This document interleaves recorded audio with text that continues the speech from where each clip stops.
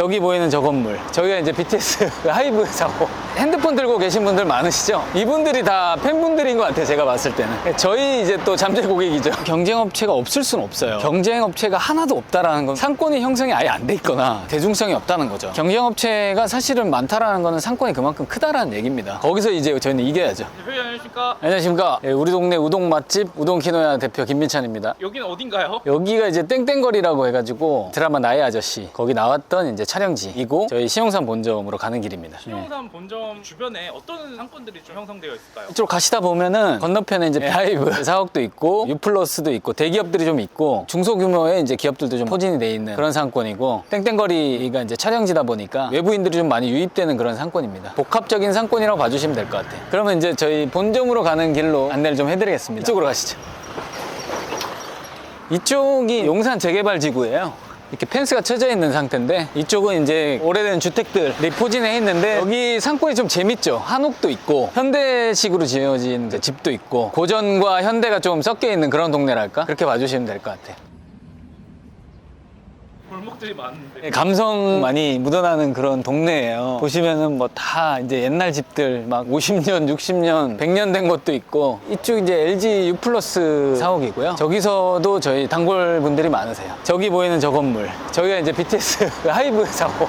보시면은 지금 핸드폰 들고 계신 분들 많으시죠? 이분들이 다 팬분들인 것 같아요, 제가 봤을 때는. 저희 이제 또 잠재 고객이죠. 큰 기업들이 포진이 돼 있고 골목 안쪽으로 들어가면은 기획사라든지 디자인 회사라든지 자그마한 회사들이 좀 포진이 돼 있는 상황이고요. 아파트가 주변에 있긴 하는데 수가 많지는 않아요. 대신에 여기는 주중이고 주말이고 외부에서 이제 유입이 많이 되는 상권이라고 보시면 됩니다. 그래서 365일을 할 수 있는 상권이에요. 그리고 되게 다양한 분들이 많이 오시겠어요? 엄청 다양합니다. 여기 근처에 또 이촌동이 있거든요. 이촌동에서도 많이 이제 와주시는데 거기서 오시는 분들은 나이대가 좀 있어요. 5, 60대? 60대 이상? 10대부터 60대까지 좀 다양한 계층이 찾아주신다고 보시면 될 것 같습니다. 이런 상권이 사실 잘 없죠. 점포비도 비싸고.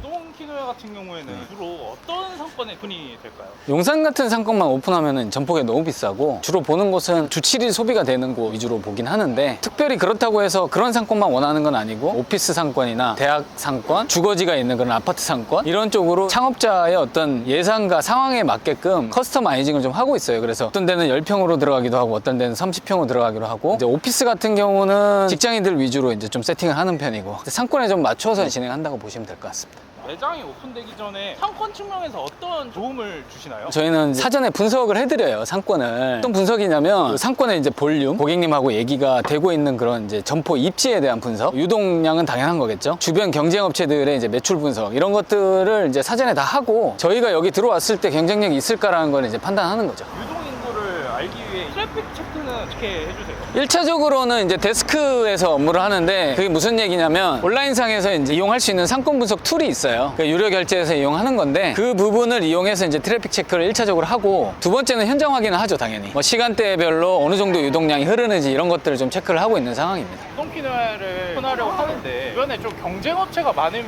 어떻게 해야 될까요? 사실 경쟁업체가 없을 수는 없어요. 경쟁업체가 하나도 없다라는 건 무슨 얘기냐면 상권이 형성이 아예 안 돼 있거나 두 번째는 그 브랜드가 이제 대중성이 없다는 거죠. 경쟁업체는 무조건 있는데 그게 안 좋은 게 아니고 그 경쟁업체들을 이제 분석을 해야죠. 메뉴는 얼마에 팔고 있고 맛은 어떻고 가성비는 어떻고 서비스는 어떻고 실질적으로 시시까지 해가면서 분석을 하고요. 그 후에 이제 저희 포지셔닝을 합니다. 경쟁했을 때 손해가 많이 나겠다라는 생각이 들 때도 있잖아요, 사실은. 이제 그런 부분들이 있을 때는 구성력을 높인다든지 가성비를 높인다든지 이제 경쟁업체에 비해서 회전율을 높인다든지 이런 것들로 사실 해법을 이제 제시를 하는 거죠. 경쟁업체가 사실은 많다라는 거는 상권이 그만큼 크다라는 얘기입니다. 그렇게 받아들여 주셔야 되고 거기서 이제 저희는 이겨야죠. 경쟁업체가 없을 순 없다. 대신에 이제 그들을 이기기 위해서 저희가 가지고 있는 장점들에 대한 어필을 하고 우동키노야 같은 경우는 일반적인 우동면이 아니잖아요. 숙성 우동이고 우동면의 품질이 굉장히 좋다고 이제 자부를 하기 때문에 그런 부분에서 일반적인 우동집에 비하면은 저희는 경쟁력이 있다라고 보기 때문에 오히려 그들이 있다가 그러면은 저희는 그들의 손님을 뺏어올 수 있다라고 생각하거든요. 그렇게 이해해 주시면 될 것 같습니다.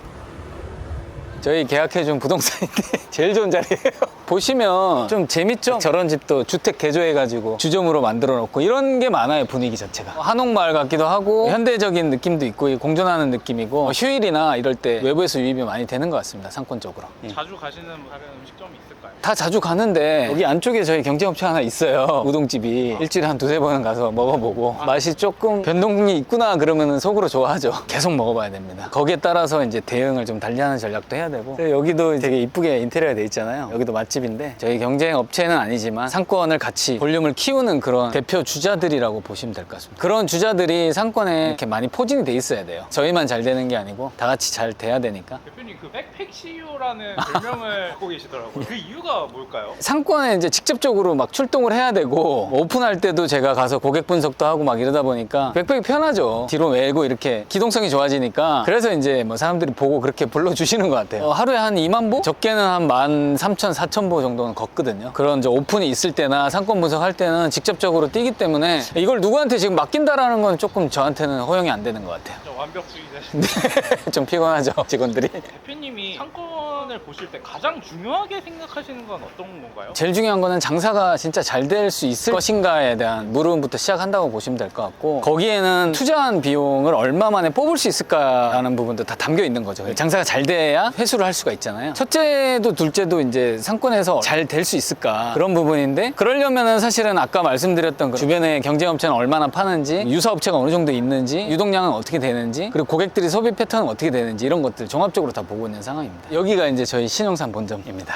여기로 매장 위치를 선정하신 이유가 따로 있으세요? 처음에 이제 상권 분위기가 너무 좋았어요. 이렇게 가로수도 있고 한옥도 있고 그런 상황이었고 유명한 집들이 한 세 군데 정도 있었거든요. 상권에 그러니까 누구나 알만한 그런 상권의 기둥이 되는 그런 대표 주자들이었는데 그들의 이제 매출 이런 것들 분석하다 보니까 여기는 매출 볼륨이 좀 나오겠다라는 생각을 했고 사실 여기가 이제 경쟁업체가 두 군데가 있었어요. 뒤쪽에 빵집하고 여기 분식집이었는데 그 집들이 원래 돈가스랑 우동을 파는 집이었거든요. 저희가 입점하고 나서 이제 공교롭게도 다 문을 닫았습니다. 저희 때문인지는 모르겠으나 그래서 사실 경쟁 업체가 자연적으로 소멸을 해버린 거죠. 그러다 보니까 이 동네에서는 지금 현재로서는 제일 유명세를 갖고 있지 않나 그런 어떤 처음에 좋았던 분위기하고 여러 가지 사안들 때문에 선택을 하게 됐습니다. 좋은 컨디션의 매장을 찾는 그런 팁이 있을까요? 발품을 좀 많이 파셔야 되고 부동산 중개인 분들한테 얘기할 때도 사실은 좀 팁이 있는 게 정말로 할 것처럼 얘기를 해야 됩니다. 이분이 진짜로 이게 점포를 찾는 분인지 그냥 간만 보는 분인지 이런 것들 판단을 하시고 추천을 잘 안 하는 분들도 계세요. 부동산마다 숨겨둔 매물이 있는 경우도 있고 그렇거든요. 거기서부터 좀 출발을 잘 하셔야 매끄럽게 진행이 될 것 같고요. 저희 같은 경우는 본사에서 이렇게 좀 상권 분석을 도와드리는 부분이 있잖아요. 이제 그런 것들을 좀 겸할 수 있는 그런 본사를 선택하시는 게 중요할 것 같고요. 신용산점은 매장 컨디션이 되게 좋았나요? 원래는 옷집이었어요. 점포비가 비쌌죠. 거의 2억 가까이 되는. 좀 비싸긴 했지만 1층이었고 전면 좋고 상권에 대한 이제 확신이 있었기 때문에 본점에 이어서 이제 서울 출점의 1호점인데 그런 차원에서는 그 정도 예산을 갖고 저희가 세팅을 했기 때문에 마음에 들었고 모든 걸 다 새로 해야 되는 상태였습니다. 그래서 그런 것들을 다 해서 했고 일본의 이제 약간 젠 스타일이라고 해가지고 현대적인 느낌으로 이제 목재랑 결합해서 저희가 풀어놓은 인테리어라 지금 보시면은 옛날하고는 완전 바뀌었죠. 다양한 식당들이 여기 용산에 많은데 이렇게 우동 키노야가 살아남았던 경쟁력은 무엇이라고 생각하세요? 대중적이면서도 좀 유니크함이 묻어있다 보니까 손님들이 대중적으로 많이 찾아주시는 부분에서 플러스가 되는 거라고 생각하거든요. 그래서 기존에 있던 집들 같은 경우는 굉장히 좀 단순한 우동집 어떻게 보면은 경쟁력에서 이제 저희한테는 좀 밀리지 않았나 그런 부분으로 저희가 이제 살아남게 됐죠. 저희 이제 용산점 매장 내부 한번 소개해 드릴게요.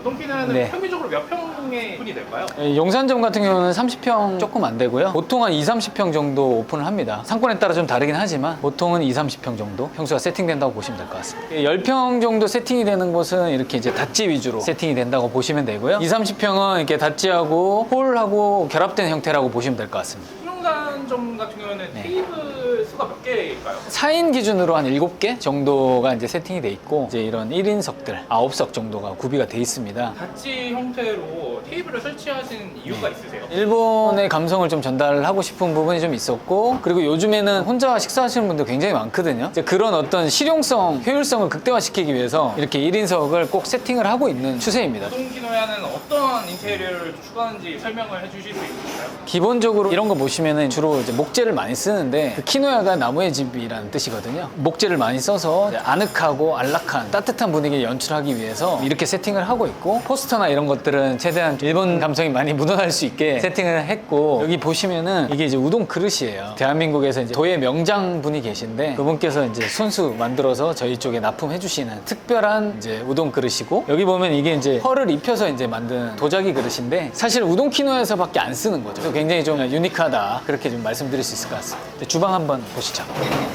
우동키노의 주방에는 어떤 특징들이 있을까요? 크게는 면, 그 다음에 튀김 두 가지 파트가 돼 있거든요. 핵심적으로 이제 우동을 끓이는 해면기, 여기 보시면 이제 튀김기. 지금 이제 점심에 완전 난리가 났었어가지고 튀김기하고 면을 끓이는 해면기가 핵심이라고 보시면 되고요. 그 외에는 케이블 냉장고, 저장고, 작업대 이 정도로 세팅이 돼 있다고 보시면 될 것 같습니다. 점포를 선정할 때 주방에서는 어떤 걸 좀 확실히 점검해야 될까요? 주방 온도가 굉장히 중요하기 때문에 급배기 부분과 연동되는 게 닥트 배관이라는 게 있어요. 닥트 배관을 옥상으로 올려야 되냐, 뒤로 빼야 되냐, 이런 것들도 건물주하고 되게 좀 상의를 많이 해야 되고요. 그게 다 비용하고 직결이 되기 때문에 효율도 그렇고, 상하수도나 이제 뭐 배수는 기본일 거고, 중요한 건 정화조건입니다. 그래서 어떤 건물들은 정화조가 너무 작기 때문에 입점이 안 되는 경우도 있어요. 그래서 그런 것들을 체크하는 거를 본사에서는 다 해주기 때문에 사실 저희 쪽 점주님들은 신경 안 쓰셔도 됩니다.